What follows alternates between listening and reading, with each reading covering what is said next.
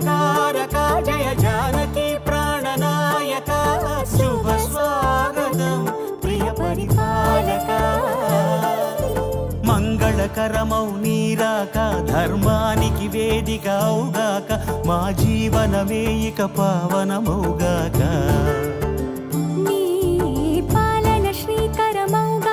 సుఖ శాంతులు సంపదలిడుగాక నీ రాజ్యము ప్రేమ సుధామయముగాక.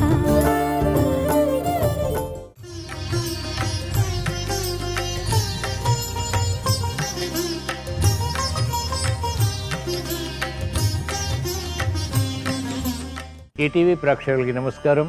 శుభమస్తు కార్యక్రమానికి స్వాగతం. ఈనాడు శుభమస్తు కార్యక్రమంలోని గ్రహఫల మంచంలో గ్రహాల యొక్క స్థితిగతులు, వాటి యొక్క శుభాశుభ ఫలితాల గురించి పరిశీలిద్దాం. అలాగే ఈరోజు ద్వాదశ రాశుల వారికి అదృష్ట సంఖ్య, అదృష్ట వర్ణం, ప్రతికూల గ్రహాల దోష నివృత్తికై ఎటువంటి పరిహారాలు పాటించాలి అనేటువంటి విషయాలు తెలుసుకుందాం. ద్వాదశ రాశుల వారు తమ గృహాల్లో శ్రీరామచంద్రుణ్ణి ఏ పుష్పాలతో పూజించాలి, ఏ నైవేద్యాలు స్వామికి నివేదించాలి అనేటువంటి విషయాలు కూడా పరిశీలిద్దాం. ముందుగా నేటి పంచాంగ వివరాలు. శ్రీ శోభకృత నామ సంవత్సరం, ఉత్తరాయణం, హేమంత ఋతువు, పుష్యమాసం. ఈరోజు తిథి శుద్ధ ద్వాదశి, రాత్రి 8:52 వరకు ఉంది. నక్షత్రం మృగశిర, తెల్లవారుజామున 6:01 వరకు. రాహుకాలం ఉదయం 7:30 నుంచి 9 వరకు. ఈరోజు చాలా శుభకరమైన, శ్రేయస్కరమైనటువంటి రోజు. అయోధ్యలో బాలరాముడి విగ్రహ ప్రాణ ప్రతిష్ఠ జరగబోతోంది. అభిజిత్ లగ్నంలో ఈ విశేషం జరగబోతోంది. దీని యొక్క విశిష్టత గురించి, ముహూర్త విశేషాల గురించి పరిశీలిద్దాం. సప్త మోక్షపురాల్లో అయోధ్య ఒకటి. 12 యోజనాల పొడవు, 3 యోజనాల వెడల్పుతో రాజ మార్గాలతో అయోధ్య నగరం ప్రకాశిస్తోందని రామాయణం చెబుతోంది. కాశీ పంచక్రోశాలతో ఏర్పడిందైతే అయోధ్య అష్టచక్రాలతో, నవద్వారాలతో దేవతల నిర్మించినటువంటి దివ్య నగరి అని చెబుతారు. సకల సంపదలకు నిలయమై తేజోమయ కాంతితో అలరాళే అయోధ్య వైభవం అనంతం. అటువంటి రాముడు పుట్టినటువంటి నేలపై అద్భుత ఘట్టం ఆవిష్కృతం కావాలని దశాబ్దాలుగా భక్త కోటి ఎదురు చూస్తోంది. శుభతరుణం రానే వచ్చింది. శతాబ్దాల నాటి వివాదాన్ని చరిత్ర పుటలకు పరిమితం చేస్తూ నూతనంగా నిర్మితమైన రామాలయం అంటే ఈరోజు 22వ తేదీన అభిజిత్ లగ్నంలో ప్రారంభమవుతోంది. ఈ అపూర్వమైన ఘడియల్ని దర్శించే భాగ్యం మనకు కలగనుంది. ఇప్పుడు గ్రహాల యొక్క స్థితిగతులు పరిశీలిద్దాం. బృహస్పతి సంచారం మేషక్షేత్రంలో నడుస్తోంది. మిత్రక్షేత్రం కాళపురుష లగ్నంలో ఇది మొదటి త్రికోణం. అలాగే కేతు సంచారం కన్యాక్షేత్రంలో నడుస్తోంది. కుజ బుధ శుక్రుల సంచారం ధనుస్సు క్షేత్రంలో, మకర క్షేత్రంలో రవి యొక్క సంచారం, శని సంచారం స్వక్షేత్ర స్థితి మూల త్రికోణ స్థితి కుంభక్షేత్రంలో, రాహు సంచారం మీనక్షేత్రంలో. ఇక్కడ అభిజిత్ లగ్నంలో అంటే మేష లగ్నంలో ఈ మహత్తరమైనటువంటి కార్యక్రమం ప్రారంభమవుతోంది. ఈ కాళపురుష లగ్నంలో చాలా విశేషమైనటువంటి లగ్నం మేష లగ్నం. అలాగే భాగ్యస్థానం, భాగ్యాధిపతి అయినటువంటి బృహస్పతి యొక్క స్థితి లగ్నంలో, అలాగే లగ్నాధిపతి అయినటువంటి కుజుడు యొక్క స్థితి భాగ్యస్థానంలో. అంటే వీరిద్దరికి లగ్నాధిపతికి భాగ్యాధిపతికి కూడా పరివర్తన ఉండడం చాలా సంపూర్ణమైనటువంటి ధర్మాన్ని సూచిస్తుంది. ఇదే కాకుండా దిగ్బలంతో కూడినటువంటి రవిస్థితి ప్రబల రాజ్య క్షేత్రంలో, శని యొక్క సంచారం స్వక్షేత్ర స్థితిలో మూల త్రికోణ స్థితిలో కుంభక్షేత్రంలో ఉండటం చాలా విశేషం. అలాగే 6వ క్షేత్రంలో కేతు యొక్క సంచారం కూడా చాలా విశేషం. అద్భుతమైనటువంటి ఈ సమయంలో శ్రీ సీతారాముల యొక్క ప్రాణప్రతిష్ఠ సకల శుభాన్ని దేశానికి, ప్రపంచానికి కూడా శ్రేయస్సును కలిగిస్తుంది. ఇప్పుడు గ్రహాల యొక్క స్థితిగతుల రీత్యా ద్వాదశ రాశుల వారికి ఏర్పడేటువంటి శుభాశుభ ఫలితాలు పరిశీలిద్దాం. ముందుగా మేషరాశి.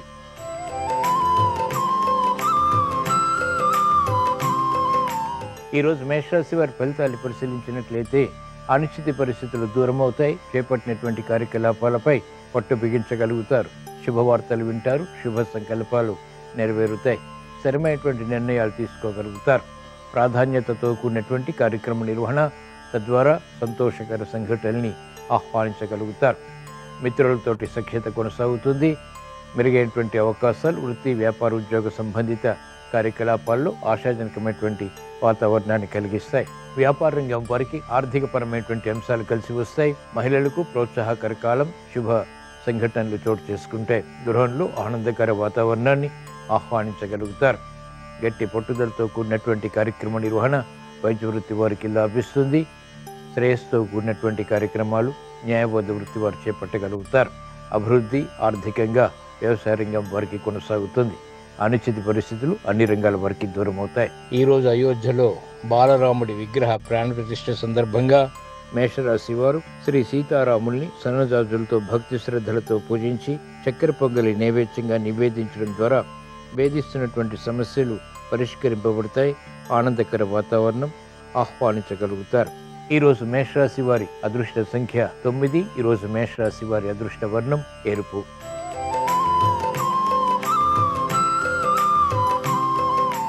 ఈరోజు వృషభ రాశి వారి ఫలితాన్ని పరిశీలించినట్లయితే సంబంధ బాంధవ్యాలు మెరుగవుతాయి. ప్రయాణాల విషయంలో జాగ్రత్తలు పాటించాలి. వ్యయం ఉన్నప్పటికీ శుభవ్యయం. ఆర్థిక సంబంధిత లావాదేవీల విషయంలో చిరు సమస్యలు ఏర్పడినప్పటికీ తిరిగి సద్దుమణుగుతాయి. ఉద్యోగ సంబంధిత ప్రయత్నాల్లో మెరుగైనటువంటి వాతావరణం బలాన్ని కలిగిస్తుంది. ఆశాజనకమైనటువంటి వాతావరణం వ్యాపార రంగం వారికి కొనసాగుతుంది. సినీ రంగం వారికి ఆకస్మిక అనుకూల అవకాశాలు వృత్తిపరంగా లభిస్తాయి. మెరుగైనటువంటి కార్యక్రమ నిర్వహణ వ్యాపార రంగం వారు కొనసాగించగలుగుతారు. న్యాయవాద వృత్తి వారికి అభివృద్ధి ఉంటుంది. వైద్య వృత్తి వారికి సంకట పరిస్థితులు ఉన్నప్పటికీ పరిష్కారాలు కూడా సమాంతరంగా ఉంటాయి. సినీ రంగం వారికి అత్యంత అనుకూలం. చేపట్టినటువంటి కార్యకలాపాలు క్రీడా రంగం వారికి అనుకూలతను పెంచుతాయి. ఈ రోజు అయోధ్యలో బాలరాముడి విగ్రహ ప్రాణ ప్రతిష్ఠ సందర్భంగా వృషభ రాశి వారు శ్రీ సీతారాముల్ని మల్లెపూలతో భక్తి శ్రద్ధలతో పూజించి పులిహోర నైవేద్యంగా నివేదించడం ద్వారా ప్రమాదాలు దూరమవుతాయి. ప్రశాంతత పెరుగుతుంది. గృహ విషయాల్లో శుభ సంకల్పాలు నెరవేరుతాయి. ఈ రోజు వృషభ రాశి వారి అదృష్ట సంఖ్య 1. ఈ రోజు వృషభ రాశి వారి అదృష్ట వర్ణం తెలుపు.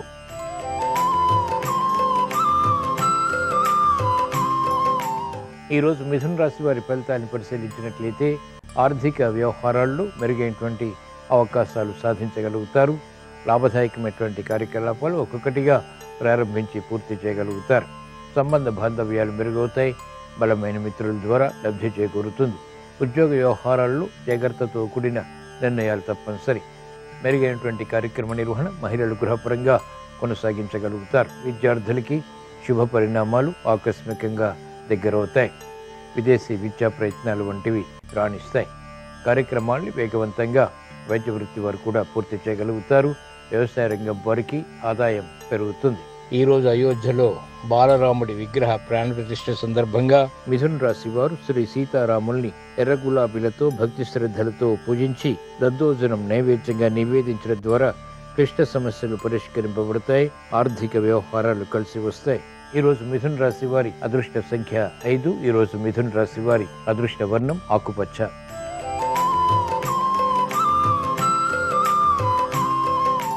ఈ రోజు కర్కాటక రాశి వారి ఫలితాన్ని పరిశీలించినట్లయితే శ్రమతో కూడిన విజయాలు సాధించగలుగుతారు. శత్రువులపై విజృంభించగలుగుతారు. అనిశ్చిత పరిస్థితులు ఉన్నప్పటికీ అనుకూలంగా మరల్చుకునేటువంటి ప్రయత్నాలు పోరాట కలిగిస్తాయి. ఉద్యోగ వ్యవహారాల్లో గందరగోళ పరిస్థితులు నియంత్రించగలుగుతారు. అభివృద్ధి కార్యక్రమాలు వ్యాపార రంగం వారికి మెల్లమెల్లగా కొనసాగుతాయి. విద్యార్థులకి మందత్వం ఉంటుంది. చేపట్టినటువంటి కార్యకలాపాలు పదే పదే చేయవలసినటువంటి ఆవశ్యకత ఉంటుంది. మహిళలు ఆరోగ్య విషయంలో జాగ్రత్తలు పాటించాలి. శుభ శకునాలు గృహపరంగా కొనసాగుతాయి. ఆధ్యాత్మిక కార్యకలాపాల్లో పాల్గొంటారు. అనిశ్చిత పరిస్థితులు న్యాయవాద వృత్తి వారికి కొనసాగుతాయి. వైద్య వృత్తి వారికి సంకట పరిస్థితుల నుంచి ఉపశమనం లభిస్తుంది. కార్యక్రమాలు వేగవంతంగా క్రీడారంగం వారు ప్రారంభించగలుగుతారు. ఈ రోజు అయోధ్యలో బాలరాముడి విగ్రహ ప్రాణ ప్రతిష్ఠ సందర్భంగా కర్కాటక రాశి వారు ఈ రోజు శ్రీ సీతారాముల్ని పారిజాతాలతో భక్తి శ్రద్ధలతో పూజించి క్షీరాన్నం నైవేద్యంగా నివేదించడం ద్వారా ప్రశాంతత పెరుగుతుంది. మానసిక ధైర్యం పొందగలుగుతారు. ఈ రోజు కర్కాటక రాశి వారి అదృష్ట సంఖ్య 2. ఈ రోజు కర్కాటక రాశి వారి అదృష్ట వర్ణం తెలుపు.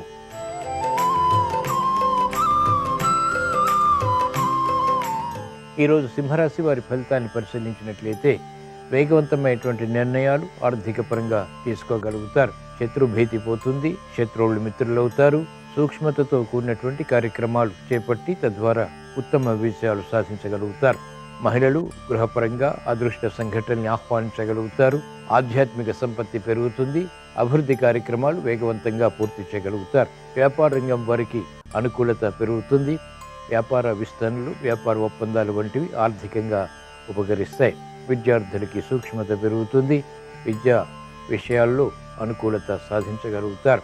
ప్రత్యర్థులు రాజకీయ రంగం వారికి బలహీనపడతారు. నూతన కార్యక్రమాలు న్యాయవాద వృత్తి వారు చేపట్టగలుగుతారు. ఆదాయాన్ని పెంపొందింప చేసుకునేటువంటి మార్గాలు సులభతరమవుతాయి. వైద్య వృత్తి వారికి అభివృద్ధి గోచరిస్తుంది. ఉపాధ్యాయ వృత్తి వారికి వృత్తిపరమైనటువంటి వ్యవహారాల్లో యుక్తితో కూడిన నిర్ణయాల ద్వారా అభివృద్ధి సాధించగలుగుతారు. క్రమశిక్షణతో అన్ని రంగాల వారికి అనుకూల పరిస్థితులు వేగవంతమవుతాయి. ఈరోజు అయోధ్యలో బాలరాముడి విగ్రహ ప్రాణ ప్రతిష్ఠ సందర్భంగా సింహరాశి వారు శ్రీ సీతారాముల్ని తెల్ల చామంతులతో భక్తి శ్రద్ధలతో పూజించి బూరెలు నైవేద్యంగా నివేదించడం ద్వారా అదృష్ట సంఘటనల్ని ఆహ్వానించగలుగుతారు. వేధిస్తున్నటువంటి సమస్యలు కనుమరుగవుతాయి. ఈరోజు సింహరాశి వారి అదృష్ట సంఖ్య 1. ఈరోజు సింహరాశి వారి అదృష్ట వర్ణం ఎరుపు.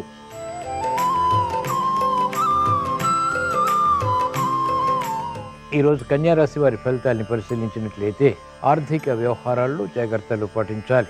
ఆరోగ్య విషయంలో కూడా చిరు సమస్యలు కొనసాగుతాయి. పట్టుదలతో కార్యక్రమ నిర్వహణ కొనసాగించడం ద్వారా క్షేమదాయకమైనటువంటి నిర్ణయాల ద్వారా విజయాలు సాధించగలుగుతారు. ఆటంకాలు ఏర్పడినప్పటికీ అనుకూలంగా మరల్చుకుని అనుకూలతని సాధించగలుగుతారు. కార్యక్రమ నిర్వహణలో నైపుణ్యం పెరుగుతుంది. అయినప్పటికీ ఆందోళన మానసికంగా కొనసాగుతుంది. బాధ్యతలు పెరుగుతాయి. శత్రువులపై విజృంభించగలుగుతారు. న్యాయవాద వృత్తి వారికి కోర్టు సంబంధిత వ్యవహారాల్లో విజయాలు చేకూరుతాయి. కార్యక్రమ నిర్వహణలో నైపుణ్యం క్రీడారంగం వారు ప్రదర్శించగలుగుతారు. విమర్శలు ఉన్నప్పటికీ, అవమానకర సంఘటనలు ఉన్నప్పటికీ ఎదుర్కొని విజయాలు పొందగలుగుతారు. విద్యార్థులకి గట్టి కృషి తప్పనిసరి.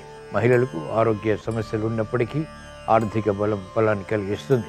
కార్యక్రమ నిర్వహణలో నైపుణ్యం న్యాయవాద వృత్తి వారు ప్రదర్శించగలుగుతారు. ఈరోజు అయోధ్యలో బాలరాముడి విగ్రహ ప్రాణ ప్రతిష్ఠ సందర్భంగా కన్యారాశి వారు శ్రీ సీతారాముల్ని తెల్ల గులాబీలతో భక్తి శ్రద్ధలతో పూజించి పులగం నైవేద్యంగా నివేదించడం ద్వారా అష్టమ బృహస్పతి ఇతర గ్రహ ప్రతికూలత ద్వారా ఏర్పడేటువంటి ప్రమాదాలు దూరమవుతాయి. ప్రశాంతత పెరుగుతుంది. గట్టి పట్టుదలతో కూడిన కార్యక్రమాల ద్వారా విజయాలు ప్రాప్తిస్తాయి. ఈరోజు కన్యారాశి వారి అదృష్ట సంఖ్య 5. ఈరోజు కన్యారాశి వారి అదృష్ట వర్ణం ఆకుపచ్చ.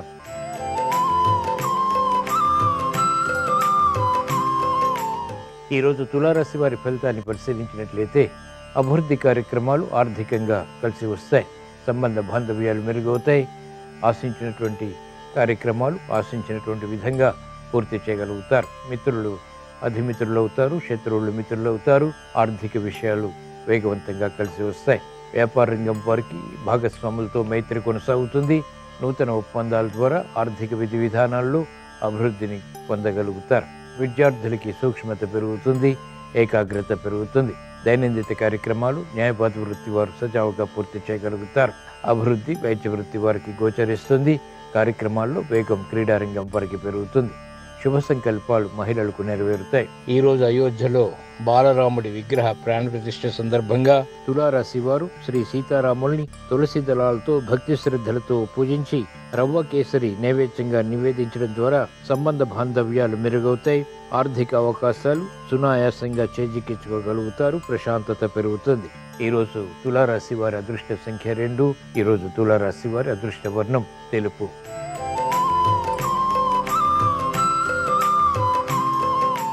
ఈరోజు వృశ్చిక రాశి వారి ఫలితాన్ని పరిశీలించినట్లయితే ఆర్థిక వ్యవహారాల్లో అలజడి ఉన్నప్పటికీ అనుకూలంగా మరల్చుకోగలుగుతారు. ప్రతిభ గుర్తింపబడుతుంది. నూతన కార్యక్రమాల్లో విఘ్నాల్ని చవిచూసినప్పటికీ పట్టుదలతో కార్యక్రమాలు కొనసాగించి విజయాలు సాధించగలుగుతారు. అనిశ్చిత పరిస్థితులు ఆర్థికంగా వ్యాపార రంగం వారికి క్రమక్రమంగా తగ్గుతాయి. విద్యార్థులకి గట్టి కృషితో కూడినటువంటి కార్యక్రమాల ద్వారా విజయాలు సిద్ధిస్తాయి. ఉద్యోగస్తులు శుభవార్తలు వింటారు. కార్యక్రమాల్లో వేగం క్రీడారంగం వారికి పెరుగుతుంది. అనిశ్చిత పరిస్థితులు న్యాయవాద వృత్తి వారు నియంత్రించగలుగుతారు. వైద్య వృత్తి వారికి నూతన అవకాశాలు వృత్తిపరంగా లభిస్తాయి. కార్యక్రమాల్లో ఆశించినటువంటి ప్రయోజనాలు ఉపాధ్యాయ వృత్తి వారు కొనసాగించగలుగుతారు. శాస్త్రజ్ఞులకు అత్యంత అనుకూలం. ఈరోజు అయోధ్యలో బాలరాముడి విగ్రహ ప్రాణ ప్రతిష్ఠ సందర్భంగా వృశ్చిక రాశి వారు శ్రీ సీతారాముల్ని ఎర్ర చామంతులతో భక్తి శ్రద్ధలతో పూజించి గారెలు నైవేద్యంగా నివేదించడం ద్వారా ఆర్థిక విషయాలు కలిసి వస్తే అభివృద్ధి కార్యక్రమాలు వేగవంతంగా పూర్తి చేసి విజయాలు సాధించగలుగుతారు. ఈరోజు వృశ్చిక రాశి వారి అదృష్ట సంఖ్య 9. ఈరోజు వృశ్చిక రాశి వారి అదృష్ట వర్ణం ఎరుపు.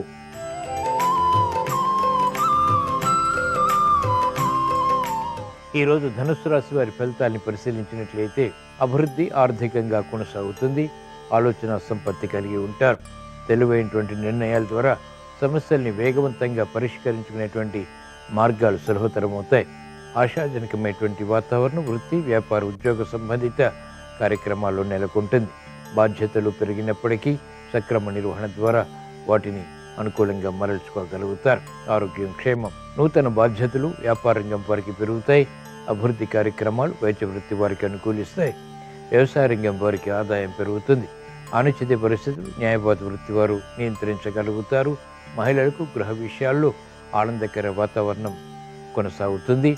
పిల్లల విషయంలో శుభవార్తలు బలాన్ని కలిగిస్తాయి.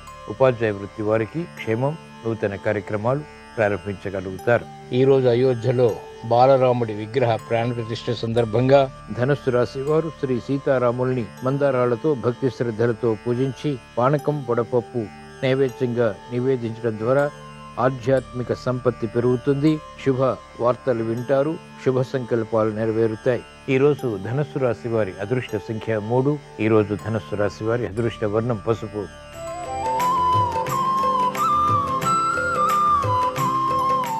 ఈరోజు మకర రాశి వారి ఫలితాన్ని పరిశీలించినట్లయితే ఆరోగ్య ప్రతికూలత తగ్గుతుంది. ఆర్థిక విషయాల్లో ఆశాజనకంగా మారతాయి. కార్యక్రమ నిర్వహణలో నేర్పరితనం పెరుగుతుంది. గతంలో కన్నా మెరుగైనటువంటి వాతావరణం గృహపరంగా ఫలాన్ని కలిగిస్తుంది. రుణ ఒత్తిళ్లు కూడా క్రమక్రమంగా నియంత్రించబడతాయి. ఆర్థిక వ్యవహారాల్లో వ్యాపార రంగం వారికి అనుకూలత మెల్లమెల్లగా ప్రారంభమవుతుంది. క్షేమదాయకమైనటువంటి నిర్ణయాల ద్వారా మహిళలకు అనుకూలత గృహపరంగా బలాన్ని కలిగిస్తుంది. చేపట్టినటువంటి కార్యకలాపాలు వైద్య వృత్తి వారికి క్రమక్రమంగా రాణిస్తాయి. అభివృద్ధి వ్యవసాయ రంగం వారికి కొనసాగుతుంది. శ్రమ అధికమవుతుంది. చేపట్టినటువంటి కార్యకలాపాలు విముఖతగా ఉన్నప్పటికీ ఆశించినటువంటి కార్యక్రమ నిర్వహణ ఆలస్యంగా పొందగలుగుతారు. ఉపాధ్యాయ వృత్తి వారికి సామాన్యం. అభివృద్ధి కార్యక్రమాలు క్రీడా రంగం వారికి గట్టి కృషి ద్వారా మాత్రమే సుసాధ్యపడతాయి. ఈ రోజు అయోధ్యలో బాలరాముడి విగ్రహ ప్రాణ ప్రతిష్ఠ సందర్భంగా మకర రాశి వారు శ్రీ సీతారాముల్ని కనకాంబరాలతో భక్తి శ్రద్ధలతో పూజించి పాయసం నైవేద్యంగా నివేదించడం ద్వారా ఆశాజనకమైనటువంటి వాతావరణం వృత్తి, వ్యాపార, ఉద్యోగ సంబంధిత కార్యకలాపాల్లో బలాన్ని కలిగిస్తుంది. ఈరోజు మకర రాశి వారి అదృష్ట సంఖ్య 5. ఈరోజు మకర రాశి వారి అదృష్ట వర్ణం ఆకుపచ్చ.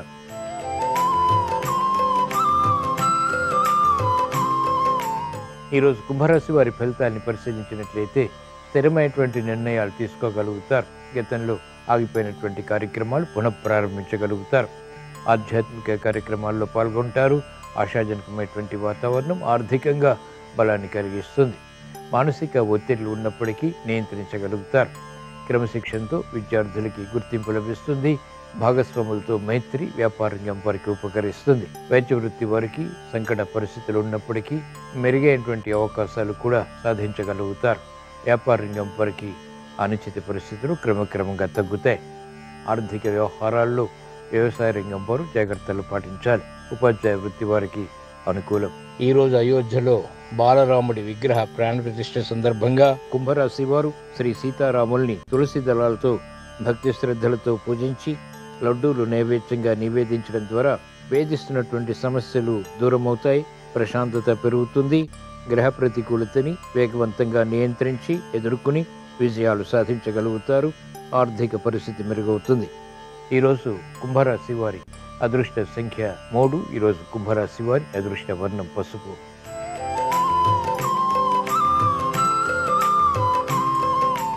ఈరోజు మీనరాశి వారి ఫలితాన్ని పరిశీలించినట్లయితే ఆర్థిక వ్యవహారాలు కలిసి వస్తాయి. సంభాషణలు రుచిస్తాయి. శుభకార్య నిర్వహణకై తహతహ పెరుగుతుంది.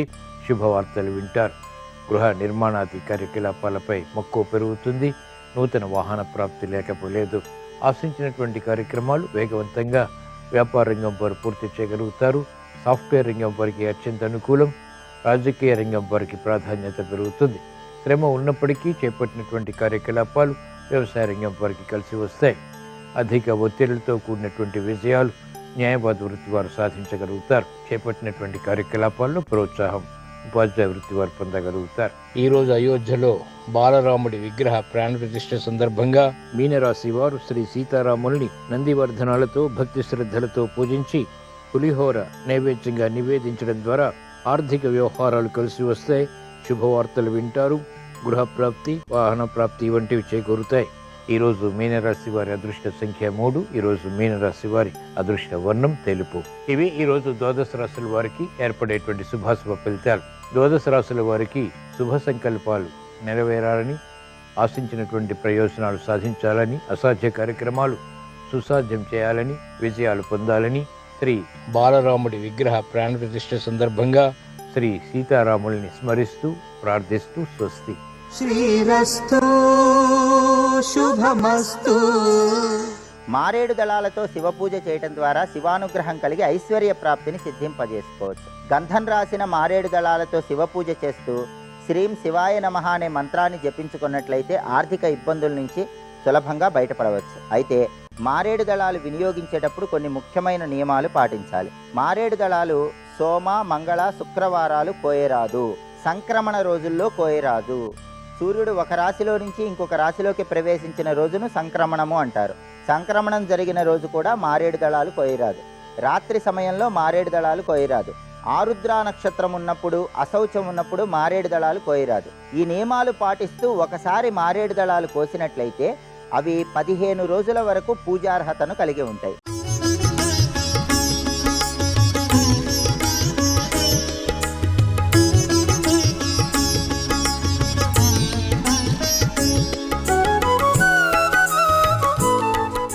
శుభమస్తు కార్యక్రమంలో గృహబలం అంశానికి స్వాగతం.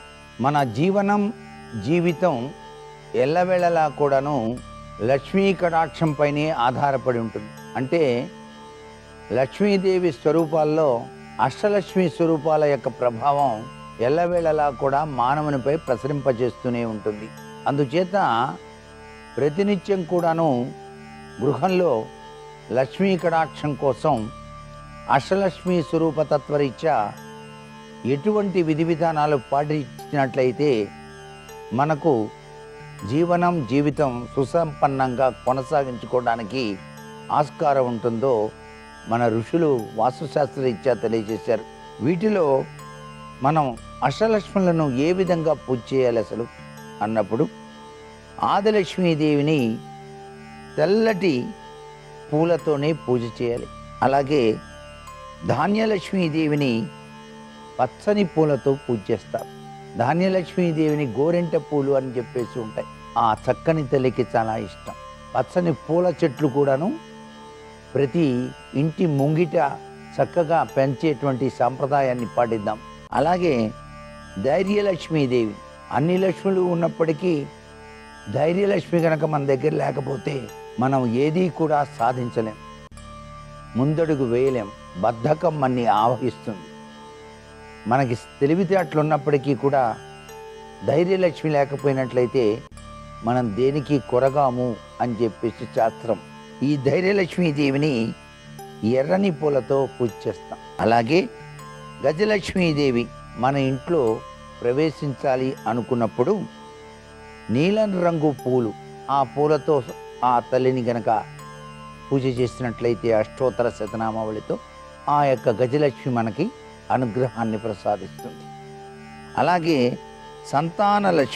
సంతానలక్ష్మి అనేటువంటిది చాలా గొప్ప విశేషకరమైన ప్రభావం. ఆ లక్ష్మీదేవి యొక్క అనుగ్రహం కోసం మనం పచ్చరంగు పూలుతో పూజ చేయాలన్నమాట. ఆ జగన్మాతకు చాలా ఇష్టం.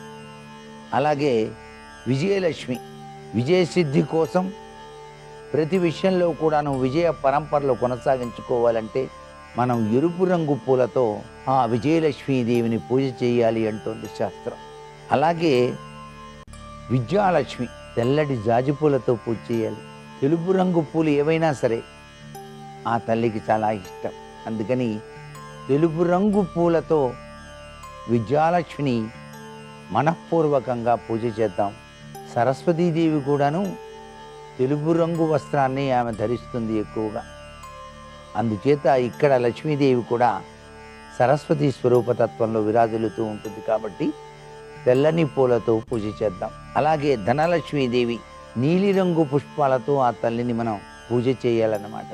ప్రకృతి ప్రసాదించినటువంటి ఆ ప్రకృతి మాత లక్షణంలో ఉండేటువంటి ఆ లక్ష్మీదేవి యొక్క అనుగ్రహం ఆమె ప్రసాదించిన ఈ రంగు పూలతో నిత్యం కూడాను అష్టలక్ష్మీ దేవతలను మనం గనక పూజ చేసినట్లయితే సర్వవిధ శ్రేయోదాయకవంతమైనటువంటి ప్రభావంతో ఆయుష్, ఆరోగ్యం, సంతానం, కీర్తి, ప్రతిష్టలు, గృహాలు, వాహనాలు ఇవన్నీ కూడాను లభ్యపడటానికి అష్టలక్ష్మి వైభవం మన గృహంలో ఎల్లవేళలా ఉండటానికి ఈ విధి విధానాల్ని మనం పాటించి తీరాల్సిందే.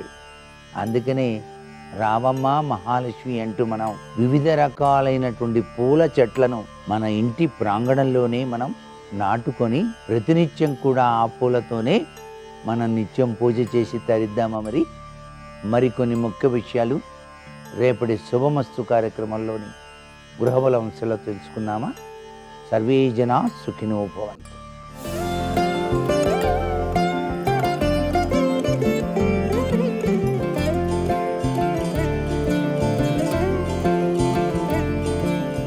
శుభోదయం. శుభమస్తు కార్యక్రమంలో అయోధ్య పిలుస్తోంది అనే అంశానికి స్వాగతం. శ్రీరామ జయం, శ్రీరామ జయ రామ జయ జయ రామ. ఓం శ్రీం రామ్ రామాయ నమః. శ్రీరామ, రామకోటి రాద్దామా. శ్రీరాములు నీవే కలవు, రామచంద్ర ప్రభువు నీవే కలవు తండ్రి. శ్రీరామ రక్ష, సర్వ జగద్రక్ష.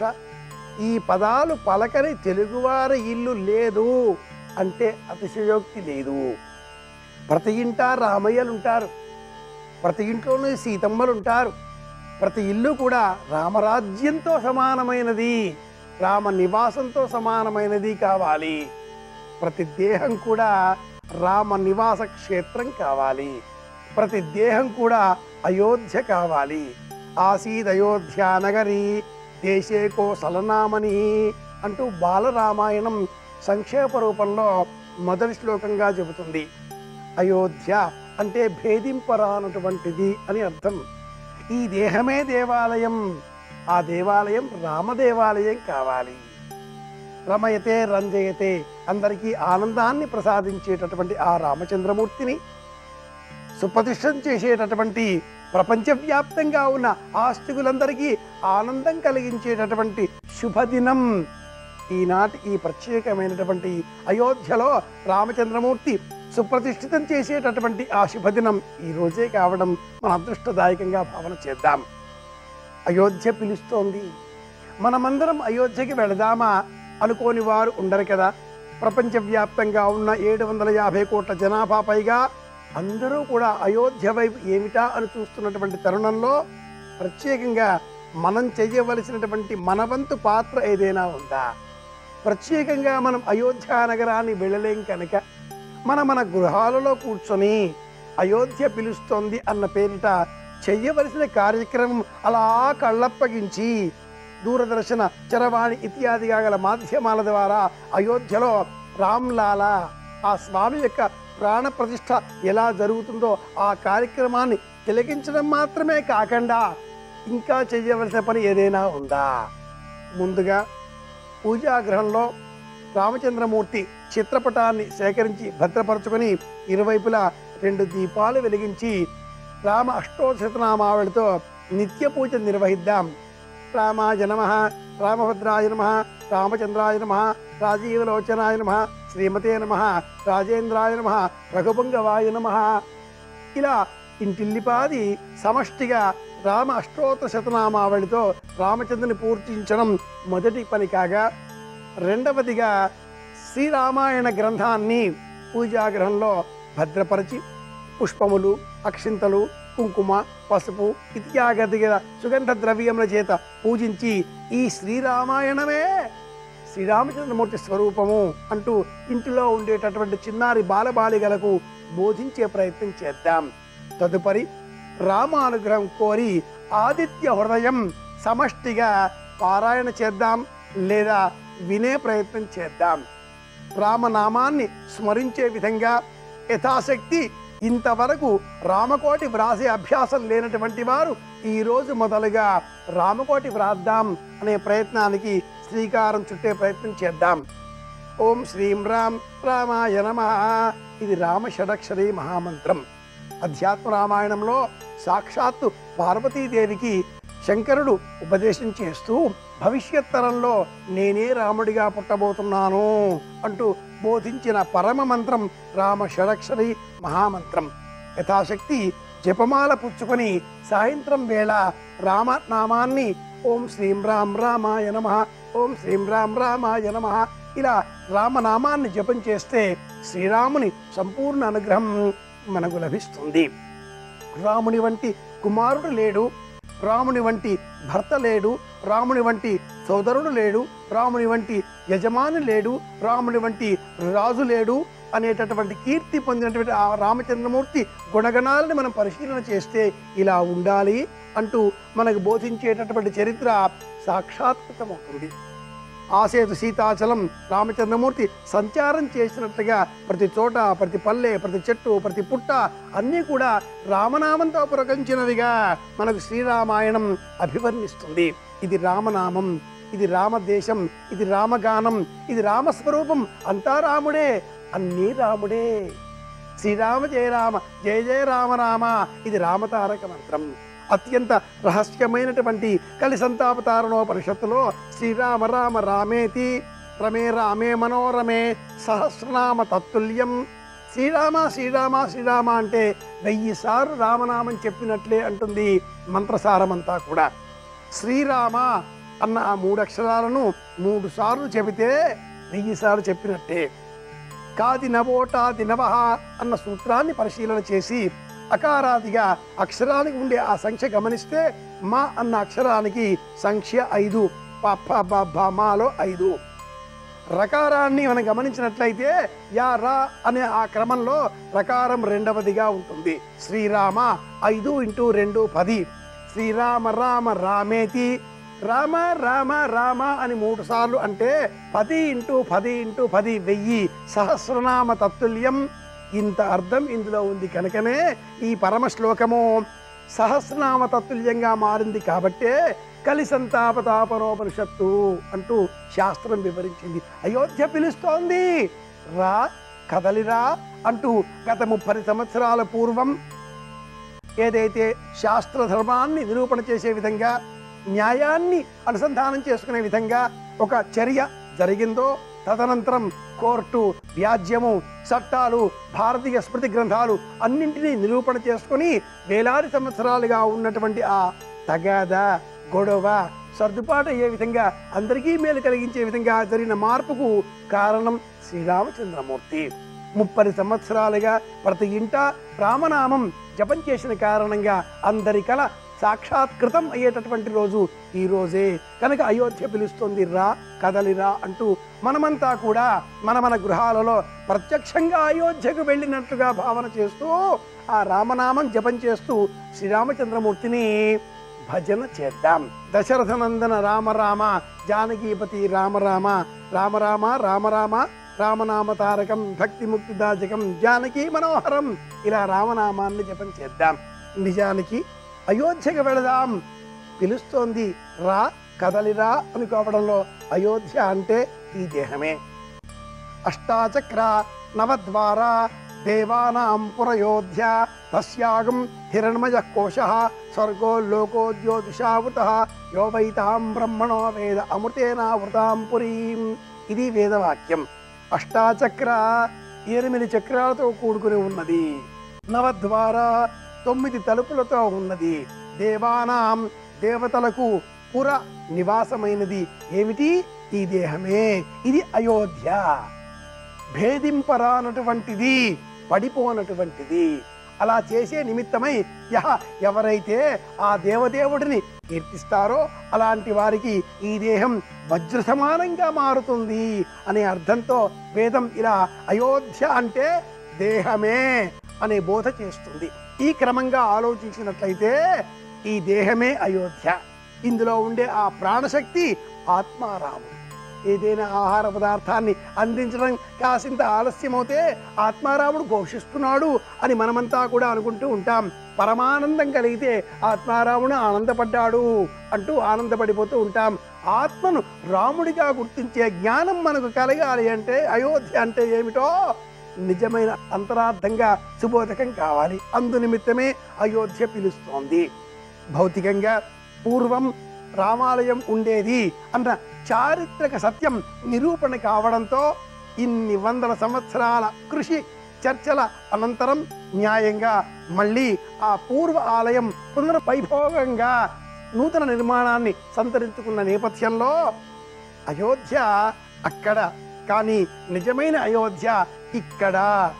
రాములాల అక్కడ, కానీ నిజమైన రాముడు ఇక్కడ అంటూ ఆ రాముడికి ఉన్నటువంటి 16 గుణగణాలను మన మనస్సులో నిలుపుకునే ప్రయత్నం చేద్దాం. అద్వేషి, ద్వేషం ఉండకూడదు. నిత్య సంతోషి, ఎల్లప్పుడూ సంతోషంగా ఉండాలి. రాముని గుణగణాలు మనం గమనించినట్లయితే ఎలాంటి వాడయ్యా ఆ రాముడు? ధర్మజ్ఞశ్చ కృతజ్ఞశ్చ సత్యవాక్యో దృఢవ్రత. ధర్మజ్ఞుడు, సత్యవాక్యం పలికేటటువంటి వాడు, రాక్షసుల చేత సైతం పొగడబడినటువంటి వాడు, ఆజానుబాహం అరవింద దళాయుధాక్షం రామం నిశాచర వినాశకరం నమామి అంటూ మనమంతా కూడా స్తోత్రం చేస్తాం. రామచంద్రమూర్తికి రాఘవ అన్న పిలుపు మహాప్రాణం. ఎందుకని? వంశపూర్వ నామం కనుక. ఆ వంశానికి సంబంధించినటువంటి వారి పేరు చేత పిలువబడితే ఆ రాముడికి ఆనందం కనుక. తండ్రి పేరుతో పిలిస్తే మహదానందం కనుక. కాబట్టే ఆ రాముడే దాశరథి కరుణాపయోనిధి అంటూ రామదాసు వారు సైతం ఇలా కీర్తించారు. అలాంటి ఆ దాశరథి, అలాంటి ఆ రఘువంశ కులతిలకుడు, అలాంటి ఆ రాఘవుడిని పునర్వైభవ రూపంలో అయోధ్యలో సుప్రతిష్ఠితం చేస్తున్న తరుణంలో, ప్రాణప్రతిష్ఠ చేస్తున్న తరుణంలో మనమంతా కూడా ప్రత్యక్షంగా లేక పరోక్షంగా అయోధ్యకు పయనమై వెళదాం. రాముడిని అంతరంగ రాముడిగా గుర్తించే ప్రయత్నం చేద్దాం. ఆత్మారాముడి ఉనికిని తెలుసుకుందాం. అందరి క్షేమాన్ని కోరుదాం. మళ్ళీ కలుసుకుందాం. రామచంద్ర ప్రభో నీవే కలవు తండ్రి. శ్రీరామ జయం.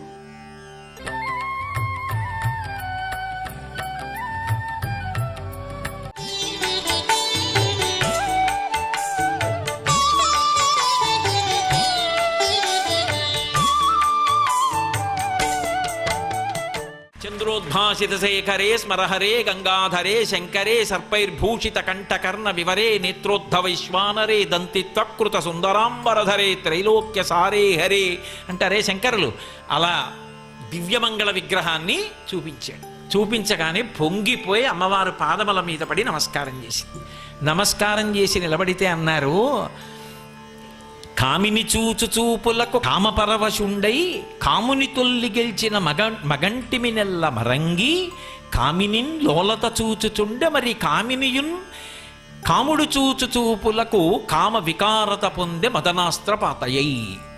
ఇంత మన్మధుణ్ణి గెలిచినవాడు ఆవిడ తపశ్శక్తి చేత వశం చేసుకుంటే శివుడంతటి వాడు అమ్మవారిని అబ్బా ఏమి తపశ్శక్తి, నన్ను వశం చేసుకున్నావు పార్వతి అని అభినందన పురస్సరంగా చూస్తున్నట్టు. ఆవిడ శంకరుడి అందానికి చూసి ఎంత అందగాడో అని మనస్సులో ఆవిడ అలా నిలబడిపోయి ఆవిడ చూస్తుంది. అడిగాడు, నన్ను కళ్యాణం చేసుకోమనే కదా నువ్వు వచ్చావు, మనమిద్దరం అభిన్నులం, ఎప్పుడూ అది దంపతులం, రా కైలాసానికి వెళ్ళిపోదాం అన్నాడు. ఆవిడంది రాను. గతంలో ఇలాగే నేను అనేక అవతారాల్లో కళ్యాణం చేసుకున్నాను. దక్ష ప్రజాపతి కుమార్తెగా ఉన్నప్పుడు కూడా చేసుకున్నాను. ఈ అవతారంలో అలా రాను. నువ్వు నా పుట్టినింటికి రావాలి. ఎక్కడ నా పుట్టినిల్లు? హిమవత్ పర్వత ప్రాంతంలో హిమవంతుడుండేటటువంటి చోటికి రావాలి. వచ్చి కన్యార్థివి కావాలి. నువ్వు అడగాలి, పెద్దవాళ్ళని పంపించాలి.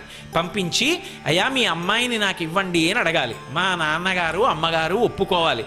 నేను కైలాసానికి వచ్చి పెళ్ళాడడం కాదు, నువ్వు కైలాసం విడిచిపెట్టి నా దగ్గరికి రావాలి. కాబట్టి నువ్వు రావాలి. కైలాసం విడిచిపెట్టి వచ్చి నన్ను పరిణయమాడి నన్ను తీసుకుని కైలాసానికి వెళ్ళు. కాబట్టి అలా జరగాలి కళ్యాణం తప్ప ఇంకొకలా నేను కైలాసానికి నీతో వచ్చేసి కైలాసంలో మన ఇద్దరం పెళ్లి చేసుకోవడం అన్నమాట ఉండదు.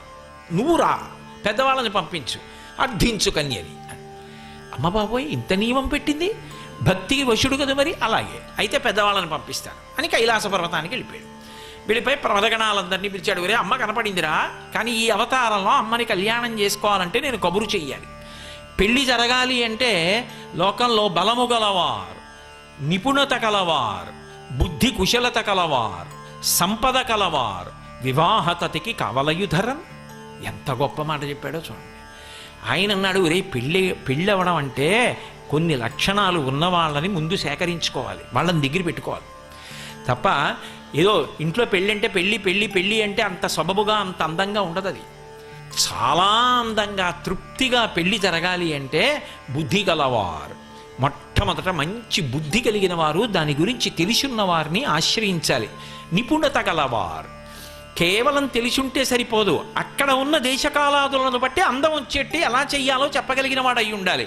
నిపుణత గలవారు, అలాగే బుద్ధి కుశలత కలవారు, దాని యందు మంచి సూక్ష్మ బుద్ధితో ఆలోచించి అప్పటికి ఏ నిర్ణయం చేసి ఎలా చెయ్యాలో చెప్పగలిగినటువంటి వారై ఉండాలి. అది శాస్త్ర విరుద్ధము కాకూడదు.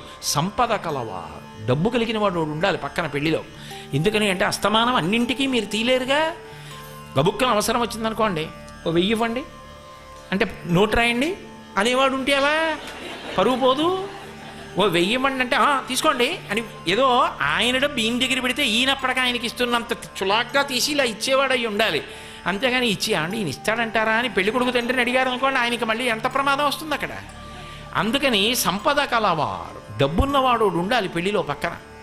కాబట్టి సంపద కలవారు వివాహతకి కావలయుధరన్, ఎవరితో? శివుడు. ఇప్పుడు మరి ఆడపిల్లి వారింటికి వెళ్ళి చేసుకోవాలి కదా. అందుకని ఇలాంటి వాళ్ళు మనకి కొంతమంది కావాలి. ఎలా, ఎవరిని పిలుద్దాం అన్నాడు అంటే ప్రమదగణాలు అన్నాయి. అంత గొప్పవాళ్ళు మనకి లేకపోవడం ఏమిటి శంకరా? సప్తర్షులు ఎప్పుడూ నీ వెంట తిరుగుతూ ఉంటారు, సప్తర్షులు భార్యలతో ఉంటారు ఎప్పుడు. అందుకే సప్తర్షి పూజ అంత గొప్పది. అసలు పార్వతీ కళ్యాణంలో సప్తర్షి పూజ చేస్తే ఇంకా సొబగ్గా ఉంటుంది. కాబట్టి ఆ సప్తర్షుల్ని పిలవండి. అందులో వశిష్ఠుడి భార్య అరుంధతీదేవి ఉంది, పెద్దరికానికి పెట్టింది పేరు, చాలా బాగా మాట్లాడుతుంది. అరుంధతీదేవి మాట్లాడితే అవతల వాళ్ళు మాట్లాడడానికి ఉండదు. ఎందుకని దేని దృష్టిలో పెట్టుకు చెప్తున్నారు, అక్కడ మేనకాదేవి ఉంది. అందుకని ఆ జాగ్రత్తగా మాట్లాడేవాళ్ళు ఉండాలి. ఆవిడికి నేను ఇంత తపస్సు చేశాను, ఇంత గొప్ప కూతురు, ఇంత గొప్ప కూతురికి తగిన వరుడు ఉండాలి. ఇదిగో శివుడే బ్రహ్మచారిగా వెళ్ళి చెప్పిన మాటలేవో ఎవరో వెళ్ళి చెప్పారనుకోండి, ఇంకేమైనా ఉందా? అందుకని అరుంధతీదేవి లాంటి వాళ్ళు ఉండాలి. సప్తర్షులైతే ఋషివాక్యానికి తిరుగులేదు. అందుకని సప్తర్షుల్ని భార్యలతో పిలిచి కబురు చేద్దాం పిల్లనిమ్మని. అలాగే అన్నాడు శంకరుడు. పిలిచాడు, వచ్చారు. సప్తర్షులకి చెప్పాడు, మీరు నా పనుపున వెళ్ళి పిల్లని అపేక్షించండి, కన్యనిమ్మని అడగండి. ఓ తప్పకుండా మహానుభావ, నీ వైభవం చెప్పడం కన్నా మాకు అదృష్టం ఏమిటి, ఇప్పుడే బయలుదేరుతున్నాం. అరుంధతిని ఒక్కదాని వెనక్కి పిలిచాడు. అమ్మా ఇలారా అన్నాడు. వచ్చింది. ఏమి స్వామి, ఏం ఆజ్ఞ, ఒకసారి కూర్చో.